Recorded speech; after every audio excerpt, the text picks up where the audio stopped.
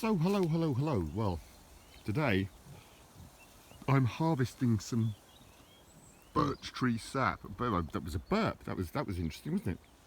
Some birch tree sap. I'm joking.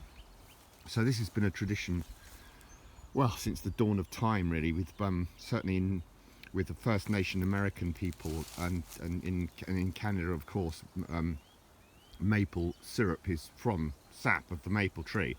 Well, you can actually, not a lot of people know, but you can actually make birch sap syrup too, if you gather enough and boil it down. And but I just like to drink it. It's a delicious, healthful, full of all sorts of benefits to you drink. And all I've done is drill a hole in the. This happens at this time of year in March, when the sap is rising through the tree, because it's effectively, the tree is trying to form leaves and it's trying to bloom, you know, and make itself healthful after winter. So it's sucking up water through its roots, and it's rising at a furious rate through the tree. But you can tap it, as I've done here. You can drill.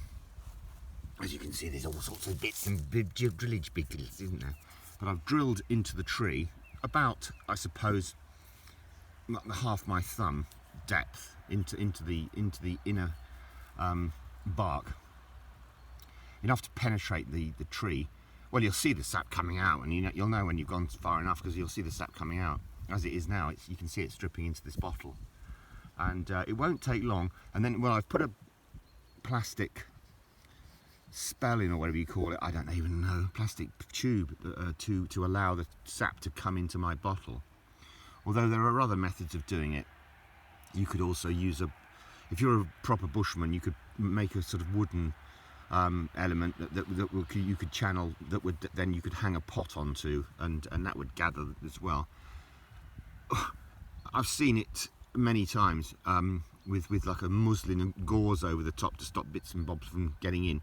But I think this is the best way. Just drill low and just get yourself an old, you know, like I've got here, like an old bottle, water bottle. That's just mineral water bottle, and then you can jam that in underneath and catch the drips. It's pretty foolproof, really.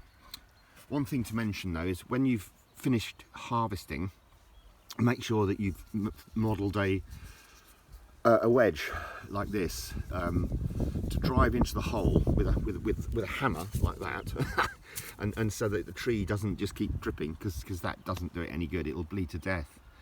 Just respect the tree for what it's given you, which is a whole healthful load of beautiful birch sap, and then repay it with kindness by healing it.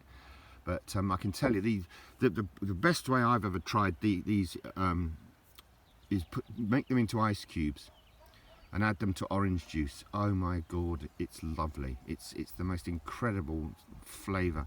It's the most incredible taste sensation. Anyway, thanks ever so much for watching, and all the very best wishes. Blessings. Cheers.